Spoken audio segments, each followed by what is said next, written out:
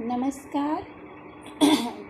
विभिन्न अवस्थाओं में सामाजिक विकास के अंतर्गत आज हम इस वीडियो में बाल्यावस्था में सामाजिक विकास का अध्ययन करेंगे।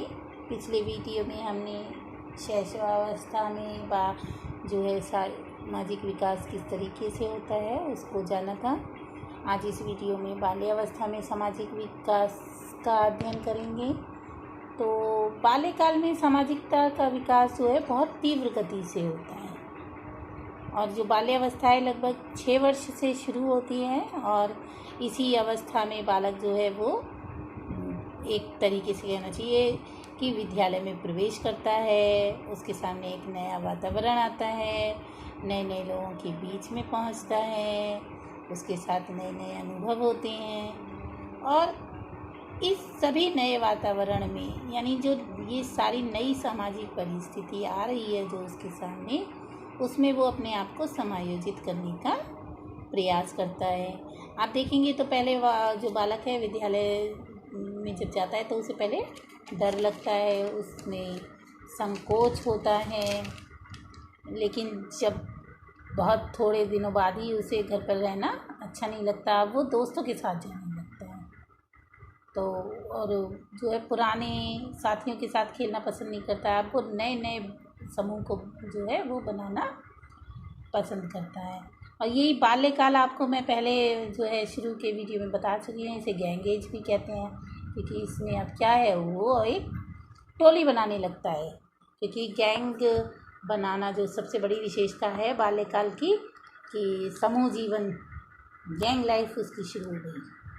अब वो किसी न किसी टोली का सदस्य बन जाता है और अपने टोली से सब कुछ प्राप्त करना चाहता है जो उसे जो है बड़ों से प्राप्त नहीं होती। तो हम इस अवस्था का जो है इस अवस्था में सामाजिक विकास को पढ़ेंगे, जिसमें हम 2 मुख्य मनोवैज्ञानिकों का जो है रिसर्च के आधार पर जो उन्होंने निष्कर्ष निकाला है उसको पढ़ेंगे। तो सबसे पहले हम पढ़ेंगे हरलॉक का। हरलॉक ने जो है बाल्यकाल में बालक के सामाजिक विकास को निम्नलिखित तरीके से बताया है कि लगभग 6 वर्ष की आयु में बालक प्राथमिक विद्यालय में प्रवेश करता है। वहाँ वह एक नए वातावरण से अनुकूलन करना, सामाजिक कार्यों में भाग लेना और नए मित्र बनाना सीखता है। अनुकूलन करने के उपरांत जब बालक के व्यवहार में उन्नति और क्या हो जाता है, परिवर्तन आरंभ हो जाता है, जिसके कारण उसमें स्वतंत्रता, सहायता और उत्तरदायित्व के गुणों का विकास होने लगता है। विद्यालय में बालक किसी न किसी टोली का सदस्य हो जाता है। यह टोली इसके वस्त्रों के रूपों और खेलों के प्रकारों और उचित अनुचित का निर्धारित करती है। यानी जो टोली है वो उसके कपड़े किस तरीके के होने चाहिए, उसके गेम्स कैसे वो होंगे और उचित अनुचित जो है उन लोगों के आदर्शों का निर्धारण करती है। इस प्रकार जो है बालक के सामाजिक विकास को एक नई दिशा प्राप्त हो जाती है। बाल्यकाल में इतनी चीज़ें होती हैं, तो उसके आधार पर जो है हरलॉक ने ये सब बातें बताई हैं। दूसरे मनोवैज्ञानिक हैं क्रो एंड क्रो। उन्होंने क्या कहा है, उन्होंने कुछ पॉइंट्स बताए हैं कि इस अवस्था में बालक अपने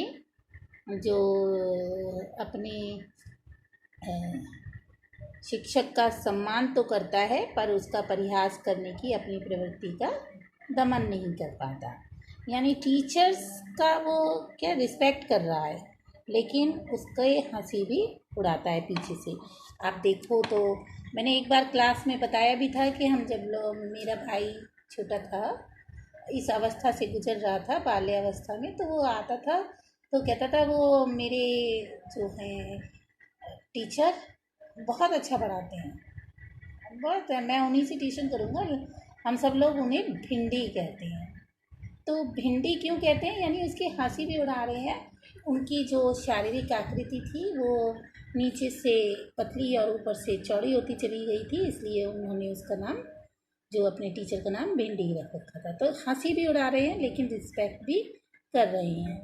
ये आप अपने अनुभव भी देखेंगे तो आप अपने बचपन को याद करिएगा और इस प्रवृत्ति को देखिएगा कि आपने दमन किया था या नहीं किया था। अगला है, इस अवस्था में बालक को अपने प्रिय कार्यों में बहुत रुचि हो जाती है। जो है बालक है वो अपने फेवरेट वर्क करता है, लेकिन जो फेवरेट उनके वर्क होते हैं उसमें लड़के और लड़कियों में अंतर होता है। आप देखोगे तो लड़कों को जीवनी पढ़ने और लड़कियों को वाद्य यंत्र बजाने में रुचि होती है। जो क्रो एंड क्रो हैं उन्होंने अपने निष्कर्ष में ये निकाला था कि वो अपने फेवरेट वर्क तो कर रहे हैं, लेकिन उन्होंने पाया कि जो बालक और बालिकाएं हैं उनके इन कार्यों में अंतर है। अगली जो उन्होंने बात बताई वो कि बालक में नई बातों की खोज करने की रुचि उत्पन्न होती है और वो नई नई बातों को खोज करने की चाहत उसमें जगती है। वो अपनी टोली, पड़ोस, विद्यालय और अन्य स्थान के व्यक्तियों के संबंध में नई जो है खोज करता है और अपने साथियों को उन्हें बताने में गर्व का अनुभव और आनंद का अनुभव करता है।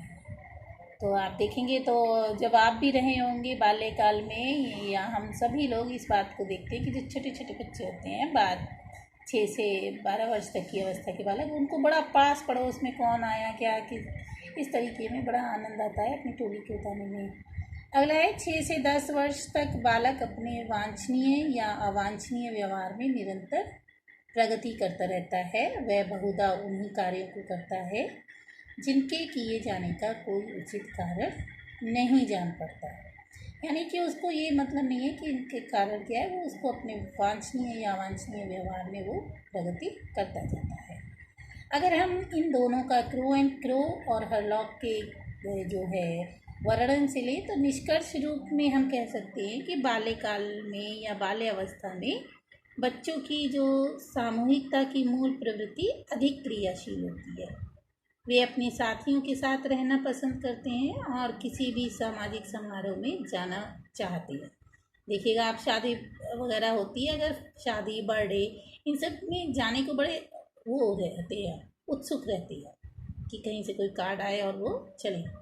इस अवस्था में वे जिस समाज के बीच जाते हैं उसी के व्यवहार, प्रतिमानों और नैतिक मूल्यों को अपनाते हैं, जिससे उनकी सामाजिक प्रक्रिया तीव्र गति से विकसित होती है।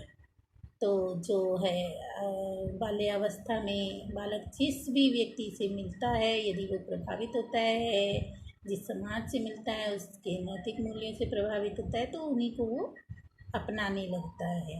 आप देखिएगा कि बाल्यावस्था में बालक जो है हर तरीके के तीज त्यौहार मनाने के, जिनसे वो मिले उसी के अनुरूप वो अपने जो है नैतिक मूल्यों का निर्धारण करने लगते हैं। इस अवस्था में बच्चे प्रेम के विरुद्ध द्वेष, सहयोग के विरुद्ध असहयोग, यानी जो उनका सकारात्मक व्यवहार है उसके साथ साथ नकारात्मक व्यवहार भी करने लगते हैं।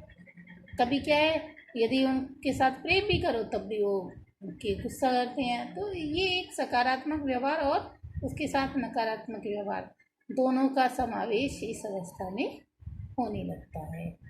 इस अवस्था में प्रतिस्पर्धा की भावना, अपना वर्चस्व स्थापित करने की भावना, लड़ाई झगड़ा करना, ये सभी आचरण उनके साथ होने लगता है। यानी कि जो आदतें होती हैं अब वो बाहर आने लगती है, जो उनकी संवेग, जो उनकी इच्छाएं हैं वो सब बाहर आकर प्रकट होने लगती हैं। और ये जो हैं सभी सामाजिक विकास के एक अंग हैं। ये सभी, चाहे लड़ाई झगड़ा करना हो, चाहे प्रतिस्पर्धा की भावना हो या अपना वर्चस्व स्थापित करने की भावना हो, ये सभी चीज़ें क्या हैं, सामाजिक अंतःक्रिया के तत्व हैं।